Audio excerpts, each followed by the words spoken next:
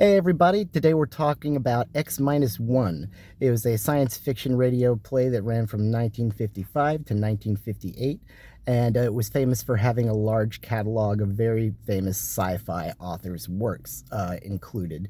We had talked about Dimension X, and they were pulling from the same catalog of work. One of the episodes that I just recently listened to is The Roads Must Roll. This is a radio play that is based off the short story by Robert Heinlein. It is about in the future how after traffic just becomes so congested, they take away cars, they take out the roads, and everything is replaced by large moving conveyor belts that all move from anywhere between 5 miles an hour to 100 miles an hour, depending on where you're at. So everybody can just step onto this conveyor belt and it will take them gradually where they need to go. So in the future, there are the technicians that are a working class citizen unions that are down below the streets keeping everything running. And then there's kind of the more paramilitary class that are the engineers. So in the beginning of this story, we start with the man Van, who is the chief of the Sacramento area, and he starts basically an uprising with all of his workers. The technicians down below, they're tired of the arrogant attitude of the paramilitary engineers, and they get the idea that, hey, if we stop this from running, everybody's going to realize how important we are. And if we stop this from running and everybody realizes that, other technicians in other cities, they'll all stop too. And then they have to meet our demands and give us what we want. So from that point, the story immediately shifts to Gaines, who is Van's direct supervisor.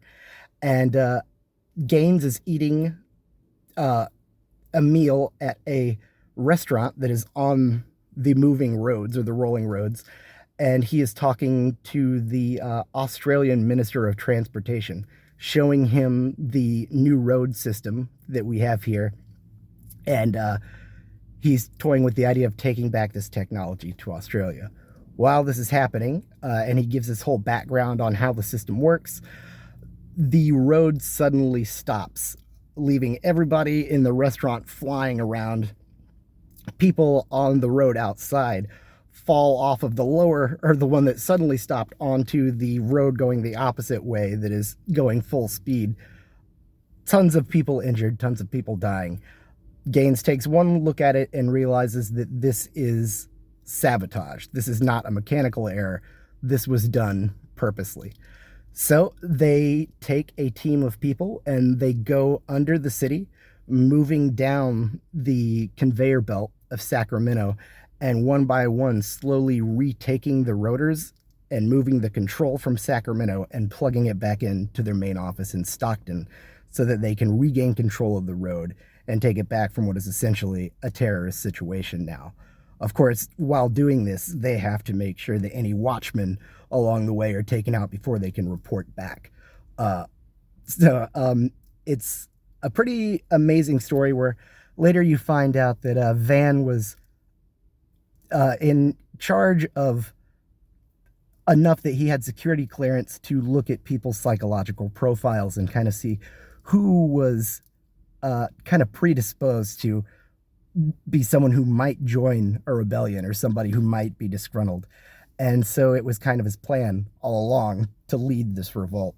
And it's pretty interesting to see how Gaines uses that information to, bring the story to its climax.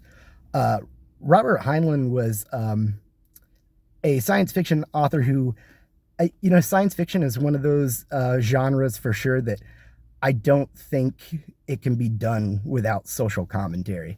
Science fiction always is dealing with the idea of this is where we are and this is where we could be going.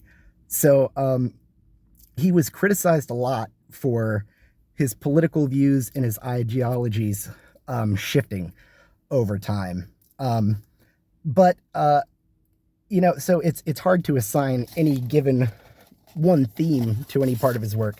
But there was a CBS radio show called This I Believe, where they asked creators to send in entries. And he submitted one in 1952, which is one of their most famous entries that they've had. And his quote is, "I believe in my fellow citizens. Our headlines are splashed with crime. Yet for every criminal, there are 10,000 honest, decent, kindly men. If it were not so, no child would live to grow up.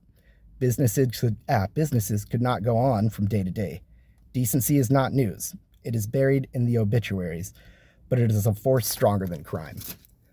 And I think with that, the one thing that is consistent in his work is that there are two certainties he saw in the future.